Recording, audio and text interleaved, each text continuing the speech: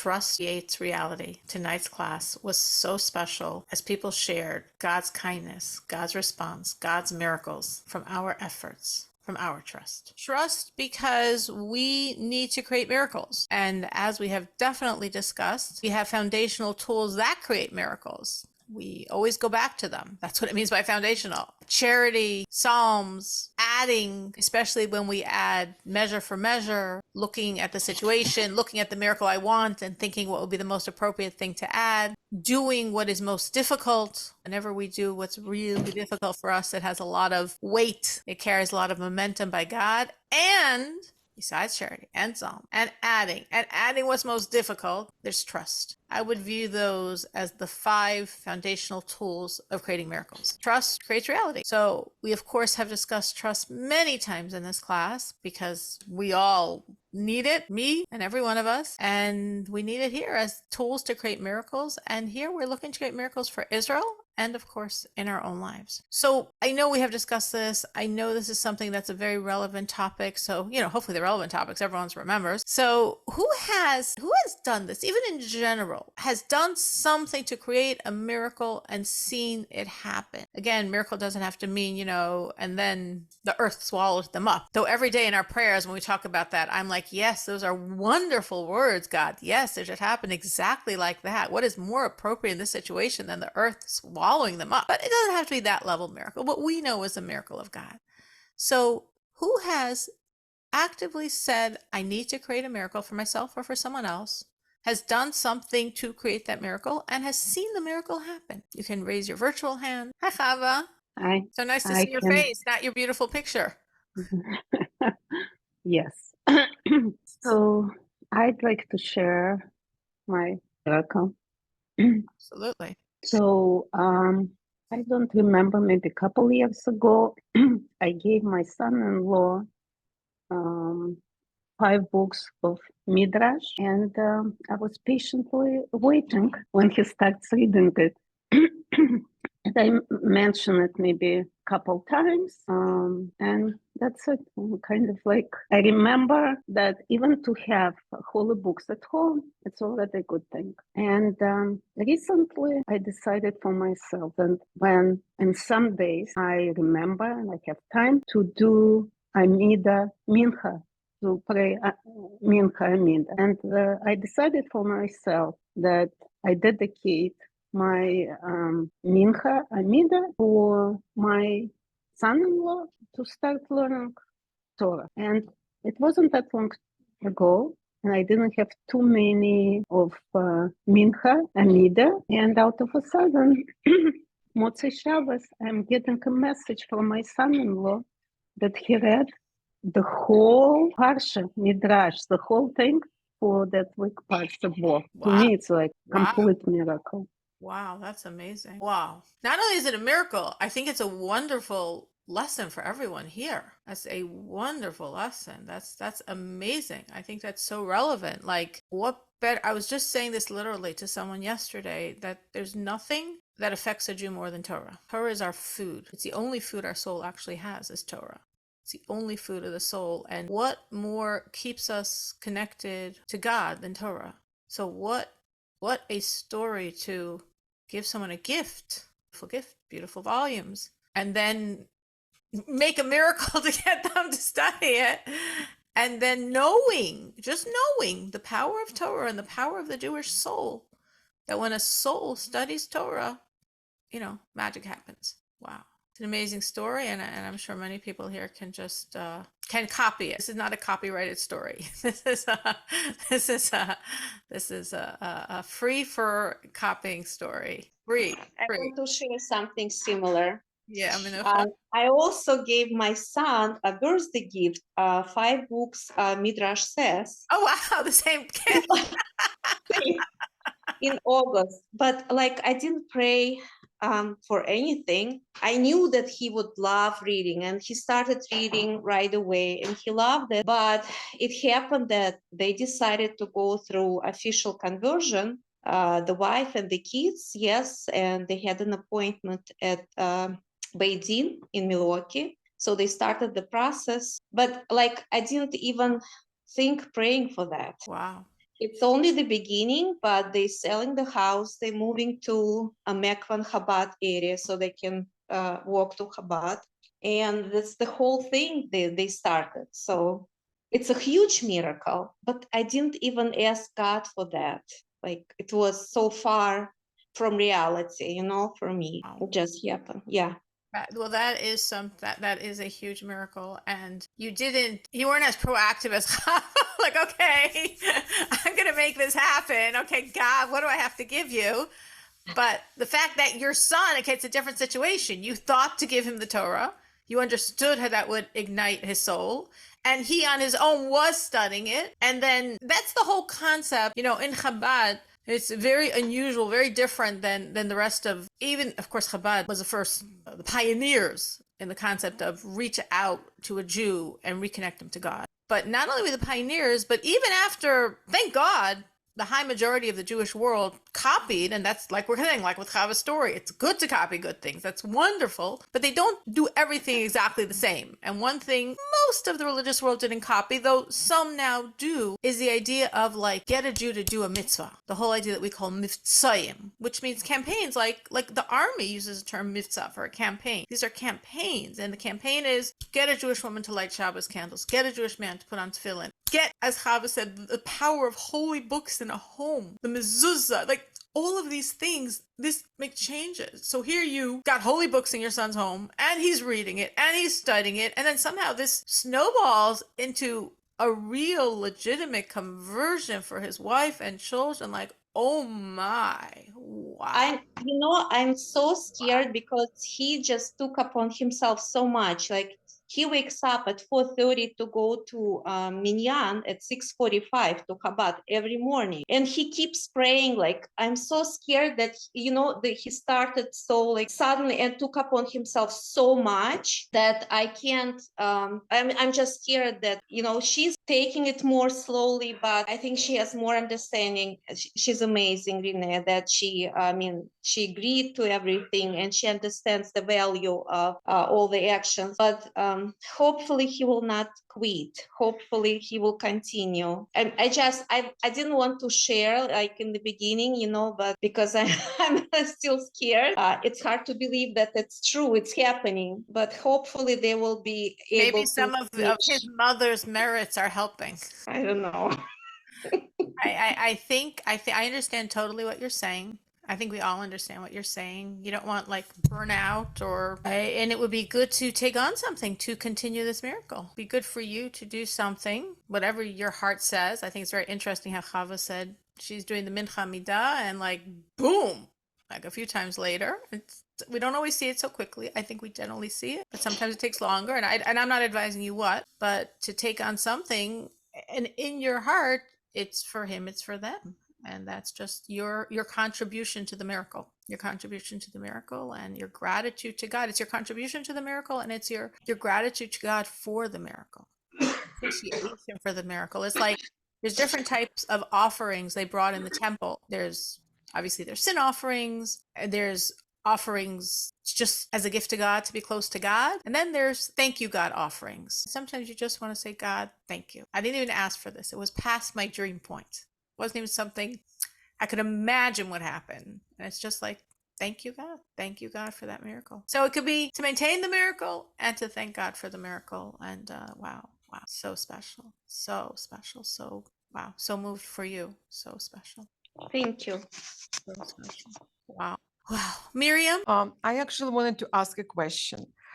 Listening to the ladies Chava and to Minucha about these miracles, I was wondering, what would you advise if I send the book to somebody who tries to separate himself from our essence? So it's also a Jew, but like, yes, I am a Jew, but I'm far away from you. Like I'm getting closer to be observant and do a lot of things which brings me closer to the versus to person who just obviously and very up to face say, no, I'm not here, I'm not there. Just should I send the book or it may be not good idea? I think it's a good idea. What if the book will end up in the garage So it'll end up in the garage. I mean, I don't know if you, I mean, I'm just it afraid. seems they sent the same book, but this, you could I'm look, so, you go to the bookstore. I mean, you're in California. I'm sure there's Jewish bookstores there, and you can look what seems well written, what seems appealing, what's beautifully laid out graphically. I mean, you're not, you're going to try to see what on the surface would be, if someone's actually going to open it up, the most natural for them to relate to within all the realm of Torah. You could look at a few, maybe know something maybe that resonated by you, and you could see as like, yeah, this is a great beginner's point. Obviously, like, Chava and Miriam Minucha both picked Midrash, which is something that draws the heart. So it depends on the person. Maybe someone picks something more mystical or more intellectual, or I mean, there's lots and lots of different Torah, and you think of the person, what would appeal to them if it wasn't Torah, what would appeal to them, what's most their style. But yes, so as Chava said, there's a few gains here. One gain is there's a concept of having holy books in a house, that holy books change the atmosphere of the house. You haven't yet been to my house, but most of the people here have. There's a lot of holy books. And there's far more than if you know, because I got lots of rooms with lots of holy books. It's just naturally impacting the atmosphere without me doing anything, without me opening it up, without me learning it. Having books in the house changes the atmosphere of the house. Having more changes more. There's always something we can do to help the atmosphere of a house is having holy books. And then there's the idea of the person actually opening it up. And I think what Chava did was brilliant. Do something to create the miracle that the book should be read is like, yeah, that would definitely be a very logical next step. So that would be the next step. But I think it's an excellent idea. I think it's an excellent idea. No, I would usually, I mean, it's actually, I don't usually think of doing that. I usually think of putting up a mezuzah by a person. And obviously there's an advantage to that as well. But I think if you can't get the mezuzah up, or if you already have the mezuzah up, this idea of the holy books of Torah is the food of our soul. It's the food of our soul. So you can give a Jew Torah, it ignites the soul. okay, thank you. Anyone else? My gosh, anyone else that has done this and has seen miracles happen? I mean, after Chavas and Menuchas, that's like, what am I going to add? But we don't. It doesn't have to be as spectacularly obvious, amazing, but it's just, we all have this power. We have this power. I am sure we have. It's just a little bit hard to share after those two, but I'm sure we have. I definitely have. I definitely work to create miracles. God, I guess, is a little tougher on me than on Chava because it's not usually, and 3 times later, but I definitely track them.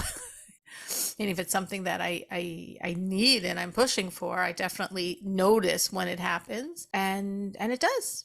And all of the tools I mentioned work. Charity works, and Psalms, and adding, and doing what's difficult, and trusting. And usually for me, I do them in conjunction. I don't say, which one should I pick? Because if I want something and I need something and it's a very critical issue, I'm gonna, use all the arsenal available to make it happen. And then sometimes, like Menucha said, sometimes God just helps and showers such kindness on us, like we wouldn't have even thought for this one. And God definitely can choose to make his miracles without our prompting, but it's really special to know that we can be partners, facilitators in his miracles. So I wanted to focus on the idea of trust. Again, on one hand, I'm doing this because it's obviously something we said from the beginning when we're talking about creating the miracles in Israel was trust.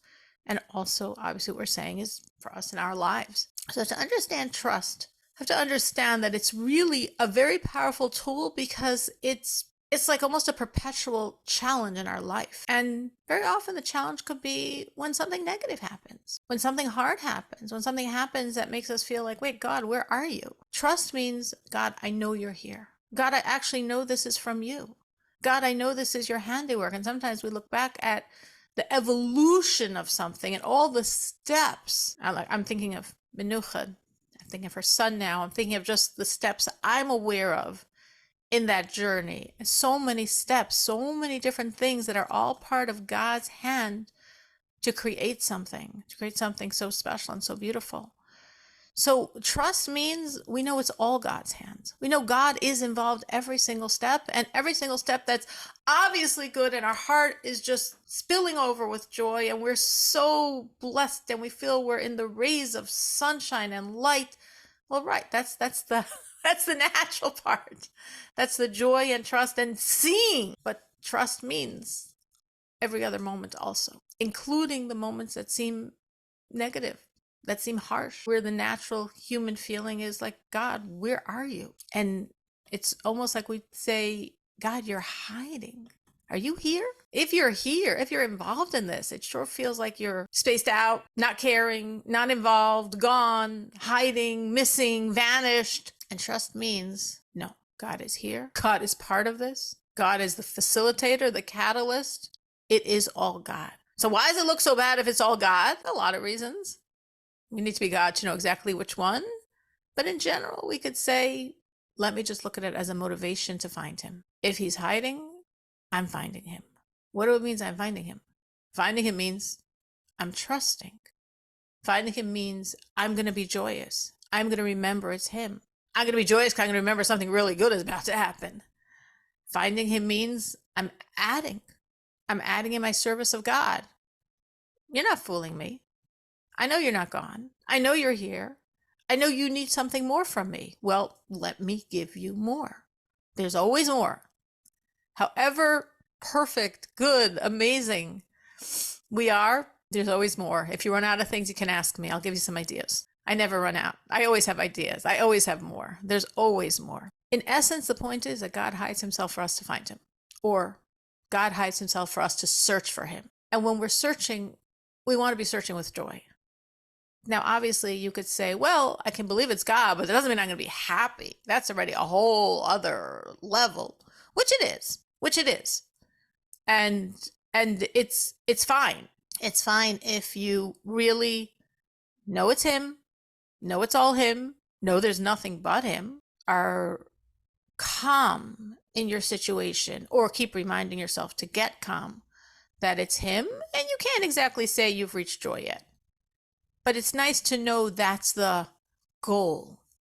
Meaning, we use metaphorical terms like God hiding and you finding God and you searching for God. But it means bottom line is when you're in a situation and you're calm and confident and trusting and joyous, you found him.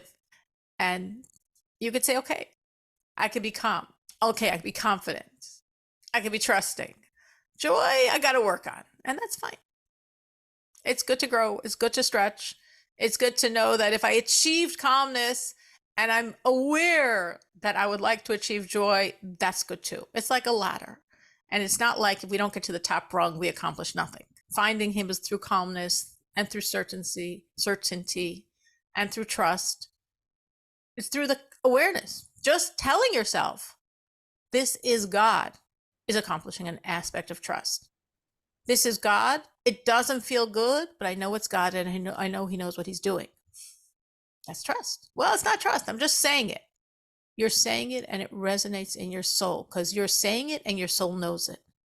So when a person says, which is sometimes the only thing we can do to hold on, this is God, and he knows what he's doing, and he knows this is good. And you say it again, and you say it again, and you say it again, and you say it again, and you actually will find that as you keep saying it, it does create a calmness, a tranquility. And that calmness and tranquility is the trust factor, is the finding God factor.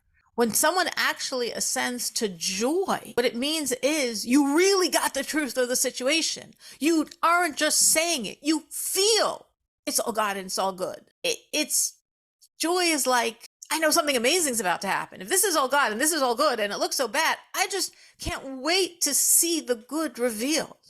I can't wait to see the end of the story. Now, of course, sometimes stories take years, as Chava and Menucha's stories both, took years.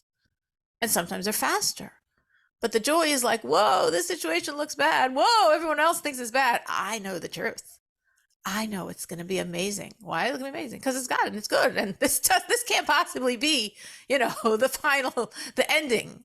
It's just not. the revealed good that I know is going to happen. Why are we so confident it's revealed good? Maybe it's concealed good. Maybe it's some good that we'll never fathom. Maybe that is possible. But we don't choose that option. We don't choose that road. We're like, no, I'm trusting it's revealed good. And trust creates reality. So my trust that it's the revealed good actually facilitates that the good be revealed. It's almost like we envision the negativity as, I think of it like ugly, smelly, dirty wrapping paper that I have to unwrap to uncover what's inside. Or as I'm saying, envisioning he's hiding for me to find him. When I'm in joy, I found him. Once I found him, there's no purpose in hiding anymore. So the calmness, the trust, and for sure the joy causes the good that's inside that ugly paper, ugly packaging to emerge. It's like the goodness is in disguise. Once I found it, there's no purpose in the disguise. The disguise gets dropped and the inner good surfaces. It's almost like, as it explains it in various places in Tanya at length, that this is like the existential challenge of everyone's existence. Every single one of us, every single person in the entire world. Some of us are challenged multiple times a day, and for other people, it's more infrequently. But we all have this challenge. Lots of different window dressing, lots of different ways God expresses a challenge. But in essence, a challenge is find me, know it's me, trust it's me, be joyous it's me. And when you pass the test, so to speak, to use it in that language, fine. The test was passed. The purpose was accomplished. Once the purpose was accomplished, we don't need the test anymore. The test was a tool. The tool achieved its goal, so it's done. Meaning, when we're looking at it as a test and a tool, we're saying there was a certain goal that was supposed to happen from the situation. Because when God's doing something, we can say, well, why is God pretending to be hiding? Why is God doing something that could even be harming me spiritually because it's disturbing me and all that? Tests have a purpose. Now, we could say in the human world, we usually think of a test, especially the connotation of a test, with most of us right away associate with school, as like, I need to demonstrate who I am. If it's academic, I need to demonstrate my knowledge, my competency, that I've acquired this skill, that I still have the skill and haven't lost it. That's why people test. But that's not God. God doesn't need you to do something to show him what's going on inside that he otherwise doesn't know. God knows what's going on inside much better than we know what's going on inside. So a test by God is not generally for us to show who we are, what we believe, how committed we are. Now, sometimes it is, because sometimes other people need to see it. And things are so multifaceted that it could be for the standard reason of the test, and it could also be to show. Just like I think for ourselves, I was so moved by what Chava said. I was so moved by what Menucha said. And that inspires me to think. And now Miriam is thinking, who should I buy these books for? Yeah. So a test could be to show others to what degree you're supposed to serve God, to what degree you're supposed to trust God. It says about Abraham, with all of his 10 tests, and especially the ultimate one, with the binding of Isaac. Part of it was to show the world and to show every Jew that would ever live to what degree you're supposed to serve God. So sometimes our tests are for us, for our reason, but they're also to show others. But they're never to show God. A test is never to show God, he should know what grade to put on my report card. He should know what reward to dole out to me. It's never to show God, because God knows. God knows. So why is he testing me, besides the fringe benefit others might gain from it? But why is he testing me? So in Hebrew, the word test means, etymologically, to raise. And very often, as the sages look at the idea of a test, and we always, of course, are receiving tests from God, that the tests enable us to reach a greater height than we would otherwise achieve without it. We are who we are, and we're fine, we're wonderful, wherever we're holding on whatever rung of our ladder, we're doing, we're serving, we feel that we have a connection. And then the test says, whoa, no, you can achieve so much more. You can go so much deeper. There's so much more power you have. And I love you. It's like God saying, I love you and I want you to grow. I love you and I know what you're capable of. I love you and I want to help you achieve who you really are meant to be. Maybe we can think of that in terms of as like parents, and we think of our children sometimes where we see this beautiful thing we call potential. And like, if only we could help our child grow and become who he or she is capable of being. So God is looking at us and saying, I want to help you become who you're capable of being. And we're like, no, it's okay, God. Don't worry. Like our children sometimes tell us. But God says, no, I'm not worried, but I'm partnering with you. I want to make it happen. We can envision it like we have our working level reality in terms of our relationship with God, including our working level trust of God. And then we have buried deep inside of us so much more, like reservoirs and reservoirs of abilities. And when do those abilities come out? Very often when we are challenged, just like in our physical world, right? You love your child. If your child's in danger, you feel how overwhelming is that love. Or maybe not as dramatic, but how you normally can process something and understand something. And then maybe you're intellectually challenged, maybe you're academically challenged, and you can go deeper and find a deeper understanding than you ever accessed. So we all have this. We have our superficial, more superficial dimension, and we have deeper buried treasures. Every Jew is a buried treasure. The Baal Shem Tov said if only he could uncover, he could excavate all the treasures buried in the heart and soul and mind of a Jew. And that's what God's doing by testing. He's excavating. He's helping us dig. Because I love God, but my natural, normal relationship is somewhat limited. It's part of my external dimension. However good it is, it's less than my inner core, even if it's pretty strong and pretty overwhelming in my life, because we all have potential for even more. And when we're challenged because we feels like God's not in the situation, and we overcome the challenge and we trust, what that means is we dug deeper. And that's why trust is so powerful. That's why trust creates reality. It's not like, and I trust it. No. That line means a lot of work, a lot of sweat, a lot of emotion, a lot of spiritual excavation to extract your reservoirs of strength, of commitment, of conviction, of trust, of belief that you can trust and be strong and be confident and maybe even be joyous in challenging situations. It's the reason our sages say something very, very unbelievable. They say that a Baal Teshuvah, someone that we normally use that term as like a returnee to Judaism, meaning generally someone who sinned and has come back to God. And they say that a Baal Teshuvah, a returnee to God, can stand in a place where the perfectly righteous cannot stand. You say, well, I would think the perfectly righteous could far supersede the Baal Teshuvah. But the point is, to return like that, for sure there's a lot of challenges. And you need to do a lot to overcome those challenges. And that means you have to access a lot of inner strength.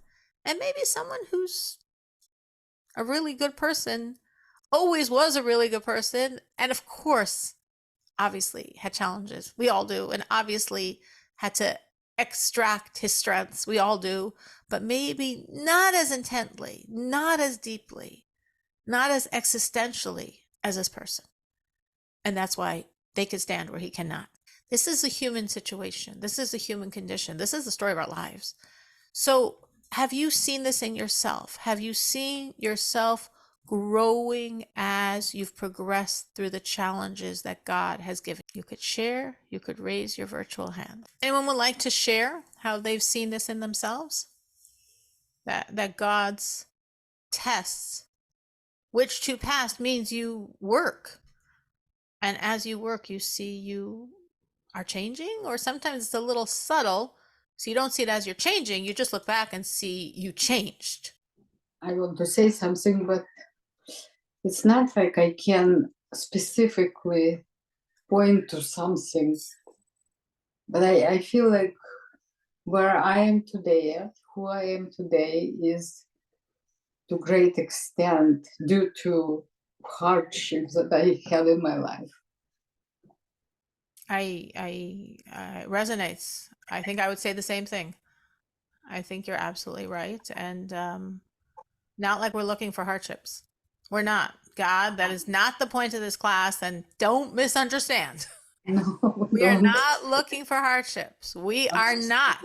We'll say that again. We are not.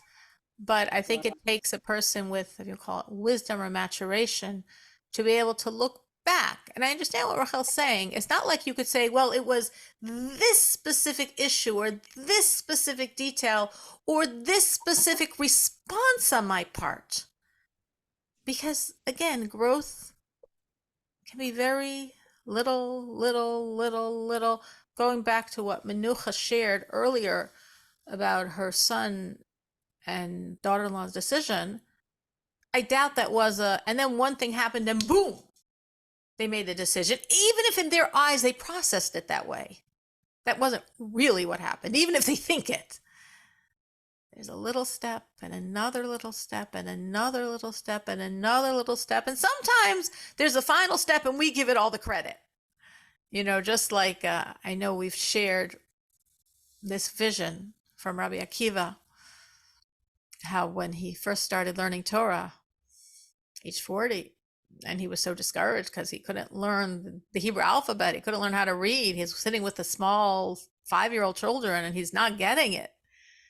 And he saw that little stream of water that had created a hole in a rock, that had bored a hole in a rock. He was like, wow, if water is so soft and that rock is so hard, and those drops of water can bore through a rock, surely Torah, that's so powerful, can pierce through my mind and my heart. And I think our journey is sometimes like that water in that rock.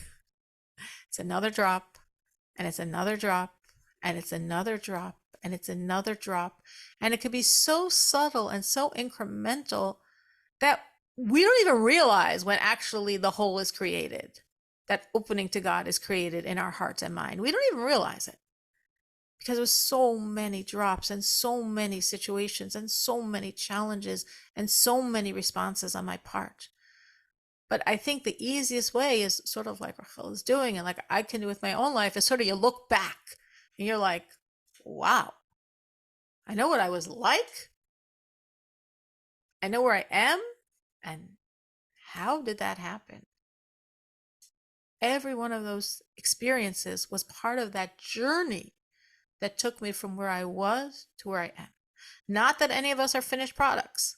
Not that any of us don't have far more to achieve and, God willing, many, many good years to achieve it in. But sometimes you could look back 6 months. You could look back a year. You could look back 5 years. Look back 10 years. For some of you could look back the duration of this class, which counting from Muslim means it's been about, 12-ish years. And you could just say like, wow, where I was then, where I am now, and all those drops, all that incremental process. And that's the idea of God's tests. That's the idea of another situation, and bit by bit by bit, we change. Or to use the metaphor of the Alter Rebbe at the end of the first section of Tanya, he speaks of the flame and the wick and the candle.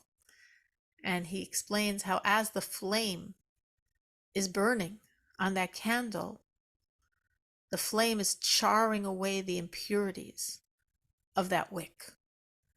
And as the flame of God is on the candle of man, bit by bit, our impurities are charred away.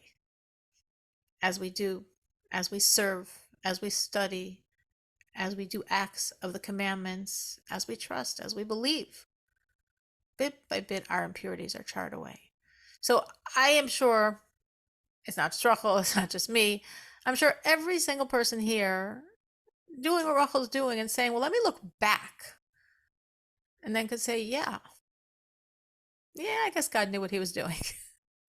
Yeah, I guess the things I went through were part of God's vision, part of God's process for me to become who I am. And again, I'm not done, but for me to become who I am thus far on my journey. And yeah, I'd like to pretend, I'd like to tell God that I didn't need those hard things along the way and that I would have achieved it anyway without any of that stuff.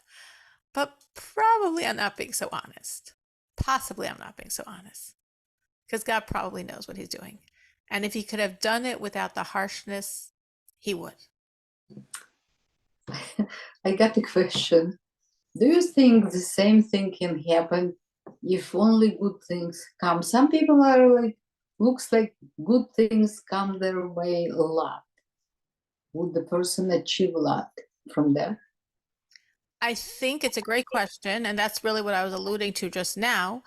I think that God loves us more than we could imagine.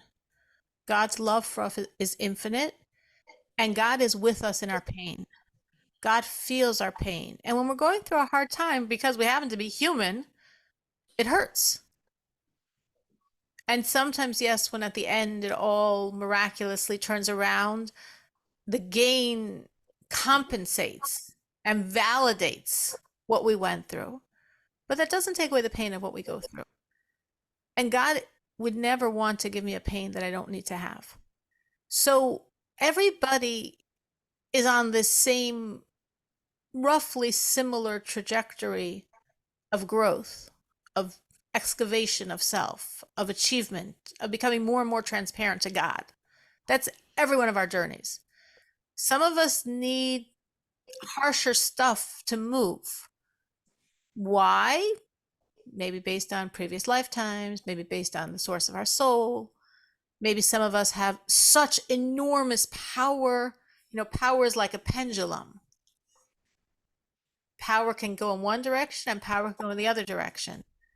So maybe if someone has a lot of power, they really need a lot of intense stuff to channel that correctly. And maybe someone else doesn't have as much power. Of course, they all have power. Every single Jew has enormous power, but not as much. And therefore, more mild situations can help them achieve what they're supposed to achieve in this lifetime. Maybe they already achieved a lot in previous lifetimes and they don't need the same amount. Meaning, every one of us is working. Every one of us is journeying.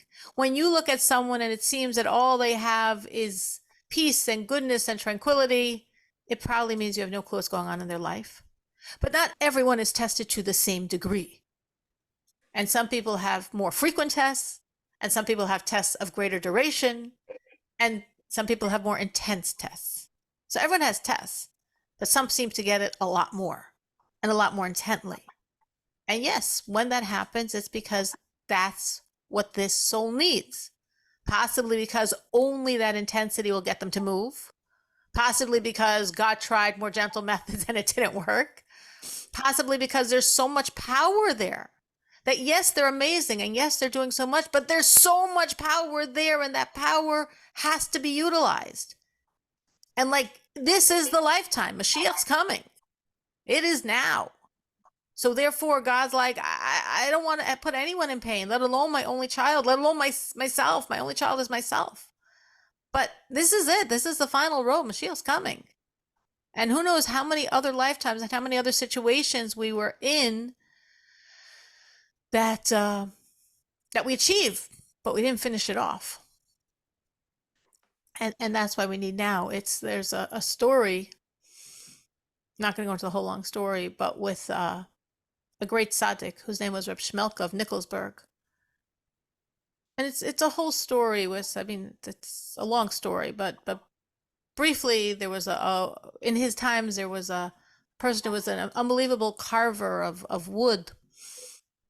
And his whole life, he was very poor, and he had this unbelievable talent. And of course, in his days, the only one that could pay real money for carvings was the church to make statues. And he always refused. He always refused. He was never going to use his gift for idolatry. And then at the end of his life, he sort of snapped and went crazy. And he went into a church, actually destroyed the idols, and of course was caught and killed. And his wife went to the local Jewish governing body, because in those days, the community had set up like what we call a social fund, a welfare fund for a widow or an orphan.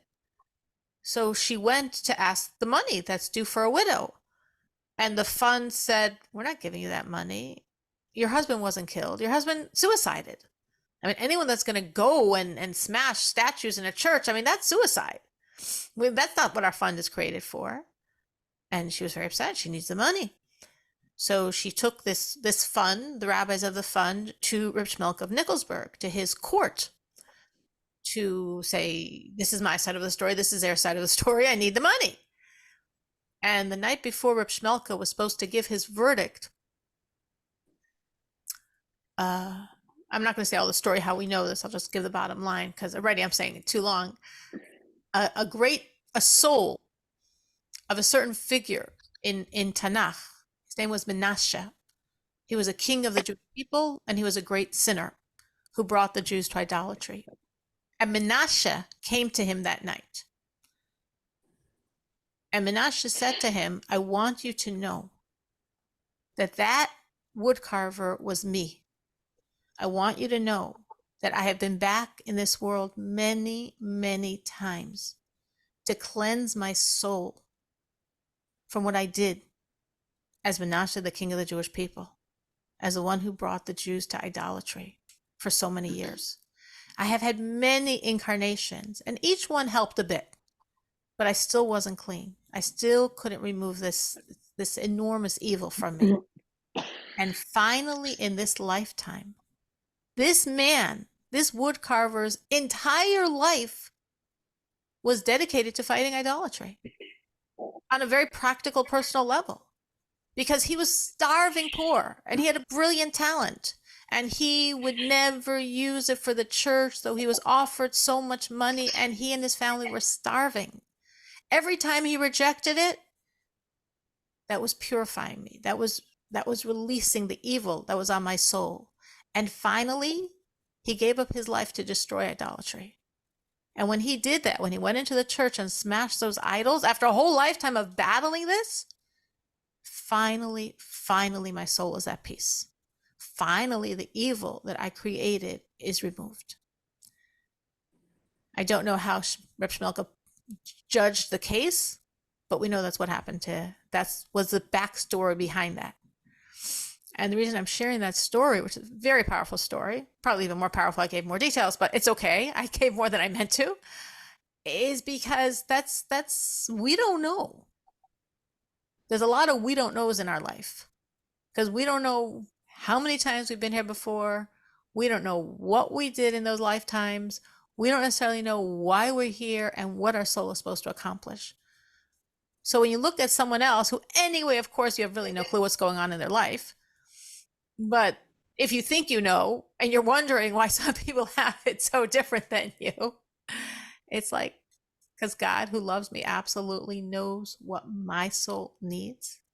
And God loves each one of us, absolutely. And God knows what each one of us need. And God would never give us a hard situation unnecessarily. God would never put us in pain if he could do it a different way. So any hard situation I'm in, know God's with me in it, and I really need this, because otherwise God would not do this.